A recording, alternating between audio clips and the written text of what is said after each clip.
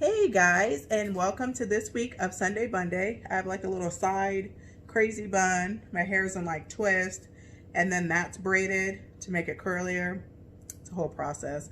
So this is what you get this week. But I wanted to do something that I've been wanting all week, which is broccoli cheddar soup. It's one of my favorites. It's probably, along with chicken noodle soup, those are probably the only two soups I eat. Sometimes I do make some fancy soup, like a turkey soup at Thanksgiving, but I'm not really a big soup person. But broccoli cheddar, I mean, I would eat that, just a cup of it every day. But you only get like this little cup for like $6, which the whole thing, I think it was about 20 bucks at the store, if that, for all of the stuff. So you can have $20 worth of a big pot of broccoli cheddar soup versus a little thing for $5.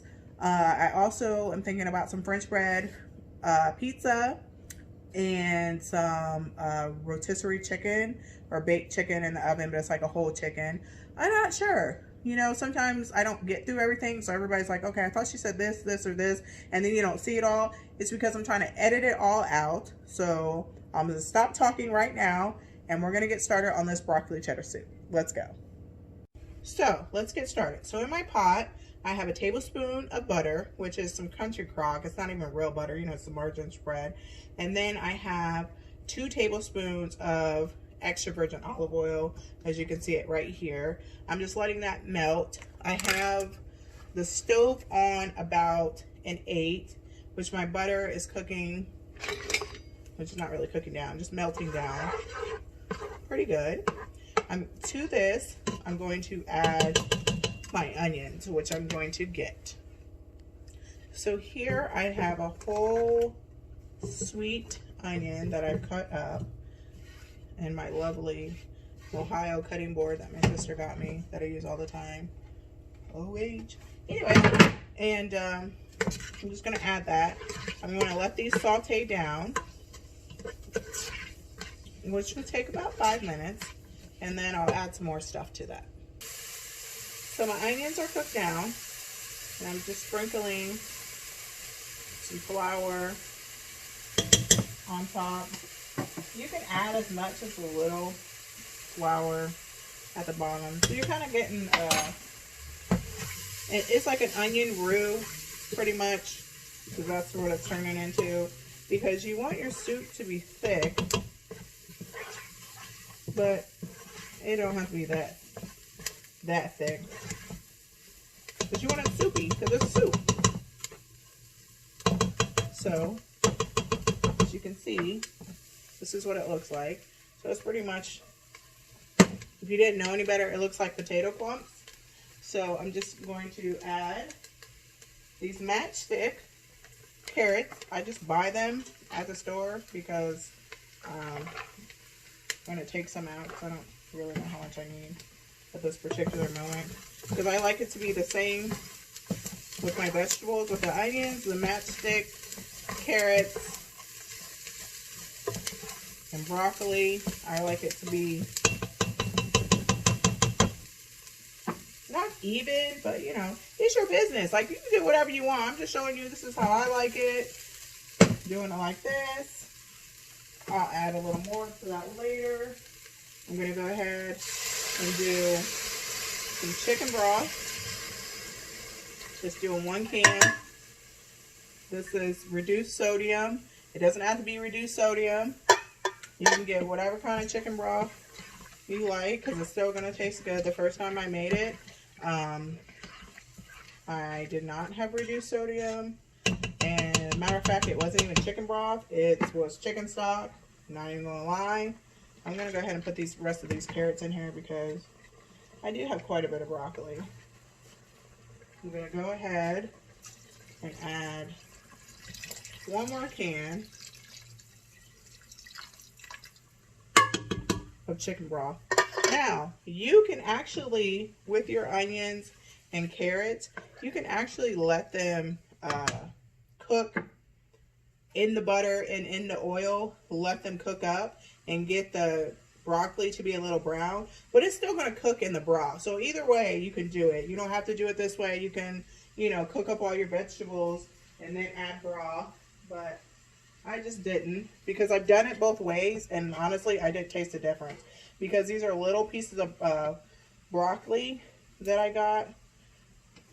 I'll show you in a second what broccoli I use, but I cut them up.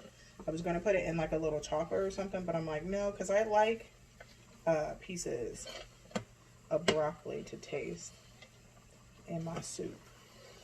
So I don't want little fine pieces, but you can see these little fine pieces, they're going in here, which will help thicken up the soup anyway.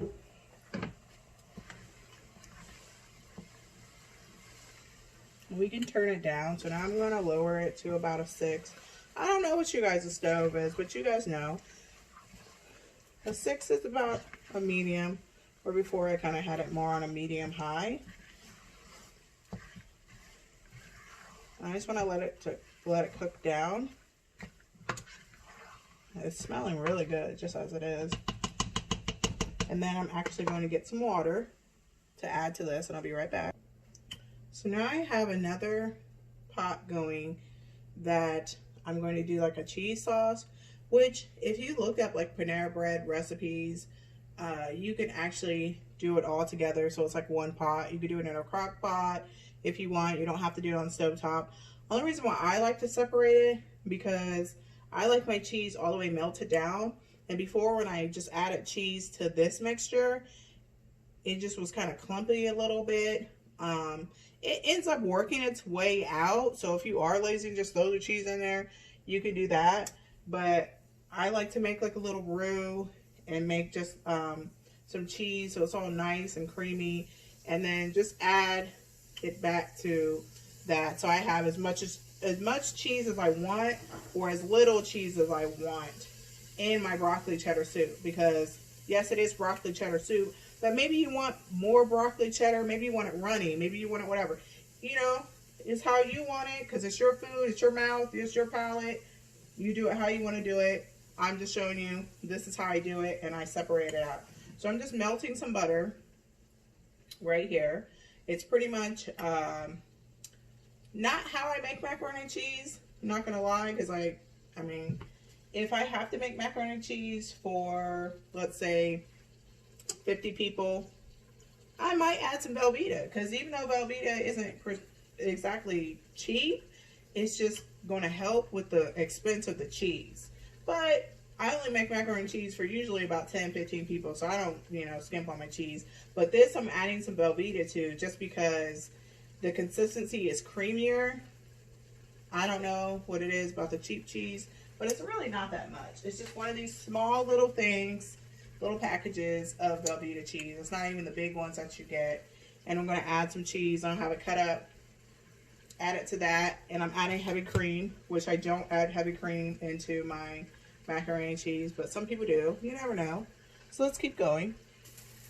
So I have my roux going, which is just the butter and flour. And now I'm adding some heavy cream. Not even heavy cream. I'm lying through my teeth like, girl. I'm adding some half and half to this. Like, get it together. Whisking it together. So I didn't use all of my half and half. I probably eventually will use it all. We'll see. But the broccoli cheddar soup, like you can see, the broccoli is cooked. It's ready to go. This is pretty much broccoli, carrot, onion water with some chicken broth. I put a little salt and pepper in here, but not too much. You don't need too many seasons. I'm going to be honest, because the cheese really does it. So salt, pepper, some chicken broth, which it doesn't really give flavor, and some chicken bouillon goes a long way. So I'm going to start adding some cheese to this. I'm going to use this whole thing of Velveeta, which, like I said, it's small. And then I'm going to use probably 2 of the little packs of like Kraft sharp cheddar cheese in here. If I need more, I'll let you know. So my cheese is coming along, as you can see. And I still have this going. I've turned it down to about a 2. And then I'm going to turn this off, because this is good. And now we just want to combine it together. Actually, just because this is going to melt down better into the chicken broth. And I do have 1 cup of water in here. I'm not sure if somebody missed that or made it. You don't have to, because the first time I did it, I did chicken stock, which worked so well. And you don't have, where do I want to put it?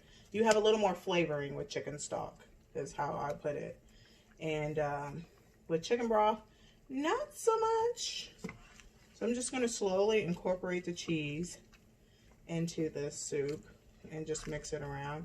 And it's going to thicken up. I already have a roux here and a roux here started, so it's already going to be thick. So you don't need to add any more to it. But like I said, just doing this, going back and forth, for me, I can see how much cheese do I want in here, the thickness, the consistency of it.